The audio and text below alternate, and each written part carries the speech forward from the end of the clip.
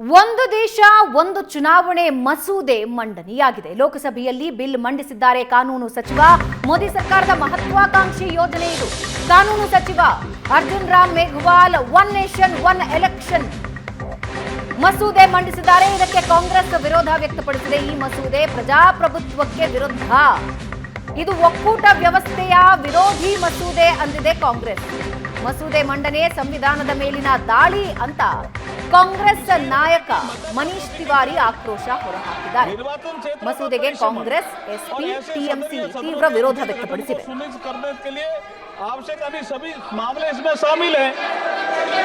एक साथ चुनाव के उद्देश्य से संवैधानिक संशोधन अधिक सुव्यवस्थित चुनावी प्रक्रिया की आवश्यकता के साथ संघीय स्वायत्तता को संतुलित कर सकते हैं। इस प्रकार अनुच्छेद 83 संसद के सदनों की अवधि और 172 राज्यों के विधानमंडलों की अवधि में संशोधन करके चुनाव को एक कानूनी ढांचे के भीतर सिंक्रोनाइज किया जा।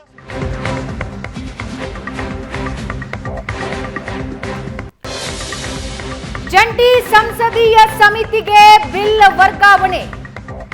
ಜೆಪಿಸಿಗೆ one nation one election bill ವರ್ಗಾವಣೆಯಾಗಿದೆ. ಜೆಪಿಸಿಗೆ ವಹಿಸೋದಕ್ಕೆ ಲೋಕಸಭೆಯಲ್ಲಿ ಮತ ಚಲಾವಣೆ. ಮಸೂದೆ ಸ್ವೀಕಾರದ ಪರ 269 ಮತಗಳು, 198 ಸದಸ್ಯರು ಈ ಮಸೂದೆ ವಿರುದ್ಧ ಮತ ಹಾಕಿದ್ದಾರೆ. ಬಿಲ್ ಪಾಸ್ಗೆ ಲೋಕಸಭೆಯಲ್ಲಿ 362 ಸಂಖ್ಯೆ ಬೇಕಾಗಿತ್ತು. ಹಾಗಾಗಿ ಇದನ್ನ ಈಗ ಜೆಪಿಸಿಗೆ ವರ್ಗಾವಣೆ ಮಾಡಿದ್ದಾರೆ. ಹಾಗಾದ್ರೆ ಈ ಒಂದು ದೇಶ ಒಂದು ಚುನಾವಣೆ ಅಂದ್ರೆ ಏನು ಅನ್ನೋದನ್ನ ನಮ್ಮ ಸ್ಕ್ರೀನ್ ನಲ್ಲಿ ನೀವು ನೋಡ್ತಾ ಇದ್ದೀರಾ. ಸಾಮಾನ್ಯವಾಗಿ ಲೋಕಸಭೆಯ ಚುನಾವಣೆಯ ಜೊತೆ ಕೆಲವೊಂದು ರಾಜ್ಯಗಳ ಚುನಾವಣೆ ಮಾತ್ರ ಇರುತ್ತೆ. ಅದನ್ನು ಹೊರತುಪಡಿಸಿದ್ರೆ ಒಂದೊಂದು ರಾಜ್ಯದ ಚುನಾವಣೆ ಒಂದೊಂದು ವರ್ಷ ಇರುತ್ತೆ. ಆದ್ರೆ ಅದನ್ನ ಒಂದು ದೇಶ ಒಂದು ಚುನಾವಣೆ, ಲೋಕಸಭೆ ಚುನಾವಣೆ ನಡೀತಾ ಇದೆ ಅಂದ್ರೆ ಅಲ್ಲಿ ವಿಧಾನಸಭೆಯ ಚುನಾವಣೆಯು ಜೊತೆ ಜೊತೆಯಾಗಿ ನಡೆಯೋದಕ್ಕೆ ಈ ಮಸೂದೆ ಮಂಡನೆಯಾಗಿದೆ.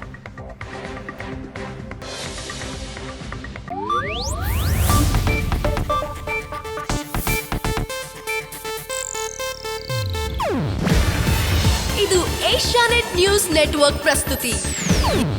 ನೀವು ನೋಡ್ತಿದ್ದೀರಾ ಏಷ್ಯಾನೆಟ್ ಸುವರ್ಣ ನ್ಯೂಸ್.